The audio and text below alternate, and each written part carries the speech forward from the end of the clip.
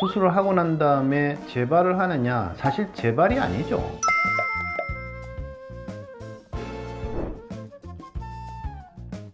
안녕하세요. 섬세한 백박사의 백승준입니다. 만나서 반갑습니다. 오늘 주제는 눈 밑 지방 재배치, 재수술이 가능한가에 대한 내용입니다. 모든 수술이 시간을 멈추지는 못해요. 어떤 수술이든 또 시간은 지나갈 거고 또 쳐져 내려올 거예요. 사실 재발했다기보다는 오히려 반대로 한 10년 효과를 봤는데 다시 그 상태로 돌아갔어, 이렇게 생각하는 게 더 진실에 가깝죠. 상황에 따라서겠죠, 그죠? 지방 재배치를 했다, 다시 비슷한 현상이 생겼다, 이런 상태 같으면 안에 파고 들어가 봤더니 앞에 쪽 수술이 조금 덜 돼 있다든지 너무 젊은 나이에 가볍게 수술해놨다든지 하면 재수술이 가능할 수도 있고요. 앞에 수술하신 선생님이 나름 거의 완벽하게 정리를 해놨는데 비슷한 문제가 발생했다, 그러면 재배치를 통해서 얻을 이득이 적어질 테니까 그런 경우에는 재배치하는 데 대한 이득이 거의 없어져 버리는 그런 경우가 되겠죠.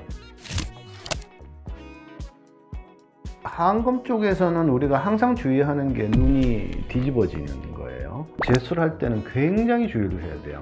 까딱 잘못해가지고 판단 미스를 하게 되면 겨우겨우 자리를 잡고 있는 자리들을 망가뜨린 경우가 생길 수 있겠죠. 그래서 사실 개인적으로 하안검 수술을 다시 째고 들어가서 또 한다는 거에 대해서는 아주 신중하게 판단을 해야 된다고 생각을 합니다. 만일 굳이 손을 대야 된다 그러면 문제가 생기지 않도록 많은 보강 방식을 생각을 해야 되겠죠. 중안면부 리프팅을 해가지고 뒤집어지는 걸 철저하게 막아주든지, 바깥쪽으로 고정을 잘 해내가지고 뒤집어지는 걸 막아준다든지, 아니면 지방 이식 같은 우회로를 통할 수 있으면 우회하는 방법을 써본다든지, 그런 판단이 필요할 겁니다.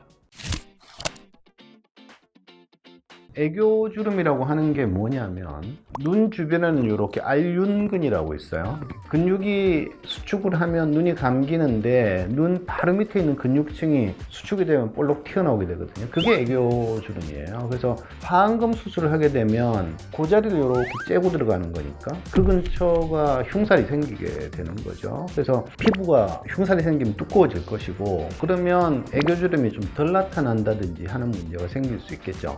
사실 또 반대쪽 측면에서 보면 지방이 불룩하게 나와서 그 근육 앞을 갖다 이렇게 가로막고 있다가 제거를 해내거나 재배치를 통해서 밑으로 배치를 바꿔버리면 다시 근육이 드러나게 되는 경우들이 생기죠. 그래서 하안검 수술한 다음에 왕왕 옛날에 안 보이던 애교주름이 다시 보이게 됐어요 하는 경우들도 있어요. 그렇지만 이제 반복 수술을 한다고 그러면 내 몸에 제일 얇은 피부들인데 그게 두꺼워지면서 근육에 움직이는 거를 제대로 못 보여줄 수가 있겠죠.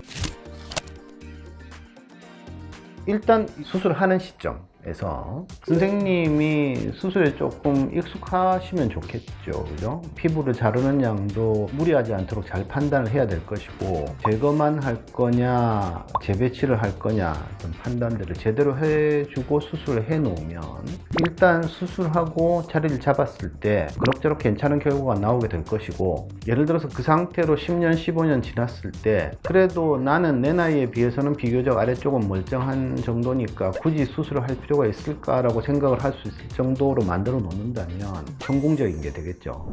오늘은 눈 밑 지방 재배치 수술을 하고 시간이 지나서 다시 유사한 문제들이 발생을 했을 때 어떻게 생각을 할 거냐에 대해서 이야기해 봤습니다. 수술을 많이 한다고 좋은 건 아니고요. 가급적이면 손을 적게 대는 게 제일 좋겠죠. 만일 또 손을 대야 된다고 그러면 가급적이면 안전한 방법으로, 가급적이면 크지 않은 방법으로 문제를 해결하는 걸 많이 고려를 해 보시라고 이야기를 드리고 싶어요. 그래서 성형외과 전문의하고 충분히 상의를 하시면 큰 문제가 생기지 않는 그런 해결책들을 찾을 수 있을 거라고 생각을 합니다.